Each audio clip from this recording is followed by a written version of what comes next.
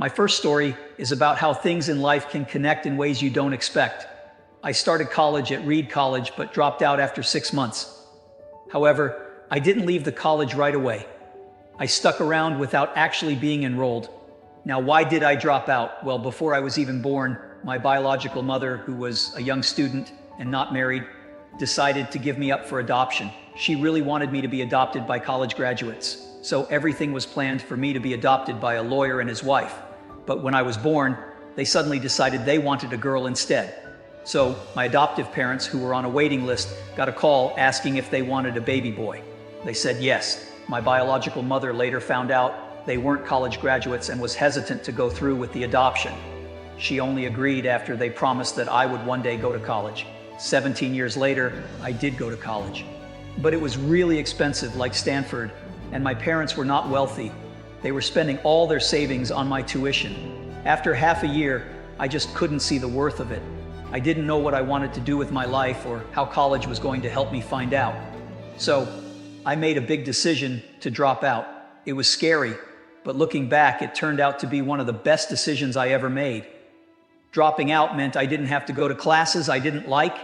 Instead, I could go to the ones I found interesting. It wasn't a glamorous time. I slept on friends' floors and collected Coke bottles for money to buy food. But it was during this time that I dropped into a calligraphy class. I learned all about different typefaces and what makes great typography.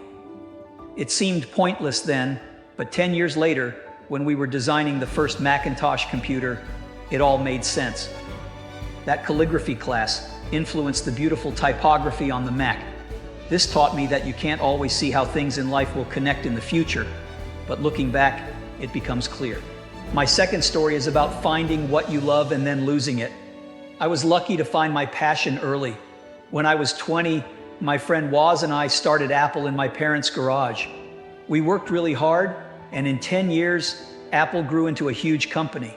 But then, when I was 30, I got fired from Apple, the company I helped create. We had hired a guy who I thought was really talented to run the company with me, but our ideas for the future started to clash, and eventually, the board of directors chose him over me. It was a really tough time for me. I felt like I had let down the earlier generation of entrepreneurs. I was a public failure and thought about leaving Silicon Valley, but then I realized I still loved what I did. So I started over and founded two companies, Next and Pixar. Pixar created the first computer animated movie, Toy Story, and became a huge success.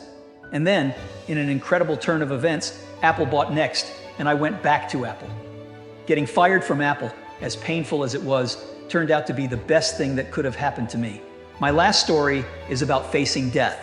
When I was 17, I read a quote that said something like, "If you live each day as if it was your last, someday you'll most certainly be right." It stuck with me. And for 33 years, I looked in the mirror every morning and asked myself, if today were the last day of my life, would I want to do what I'm about to do today? Whenever I've had too many days in a row where the answer is no, I know I need to change something. Remembering that I'll die soon helps me make big decisions because it strips away all the fears and expectations of others, leaving only what is truly important. Death is the ultimate change agent of life. It clears out the old to make way for the new. And right now, you are the new. But someday, not too long from now, you will become the old and be cleared away. This might sound dramatic, but it's true. Your time is limited, so don't waste it living someone else's life. Don't be trapped by what other people think.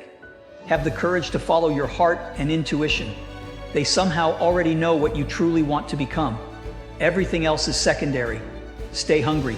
Stay foolish.